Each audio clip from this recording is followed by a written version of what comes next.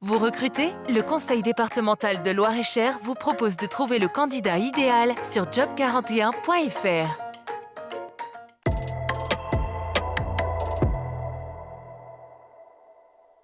Bonjour à tous, le télétravail grand gagnant de ce second confinement. On évoquera un projet innovant en Sologne, une centrale solaire hybride, mais tout de suite, l'aéro n'a pas encore aperçu le bout du tunnel. Exemple avec des suppressions de postes chez Thales à Vendôme. C'est le sommaire de l'Essentiel Éco.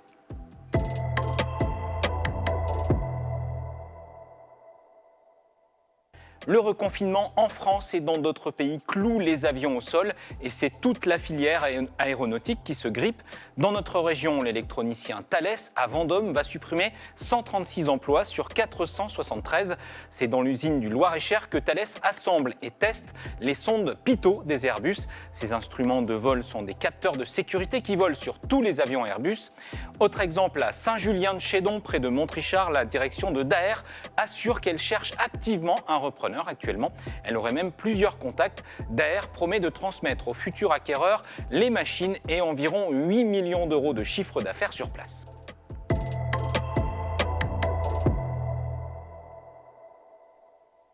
La Sologne est à la pointe du progrès. La preuve, la start-up parisienne The Energy va implanter à Gièvre une centrale solaire hybride de 18,6 MW.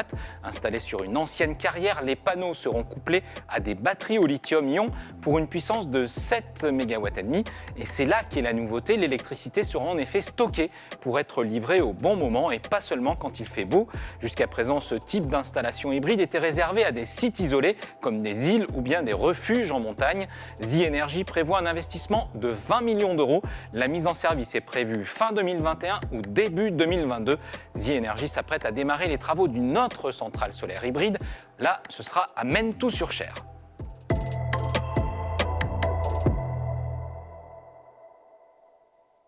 Avec ce second confinement, le télétravail revient en force. On rappelle un site incontournable, celui du ministère de l'économie et de la direction des entreprises qui donne le cadre légal à ce télétravail. Ce site liste les conseils et d'autres sites ressources pour l'entreprise comme pour le salarié. Un petit détail par exemple qui compte, en période d'épidémie, ce qui est un cas de force majeure, l'employeur peut contraindre un salarié à télétravailler. C'est l'article 1222.11 du Code du travail, ce qui veut dire qu'il n'y a pas besoin d'un accord. Et puis ce chiffre aussi qu'on trouve également sur ce site, en 2017, 3% des salariés étaient en télétravail.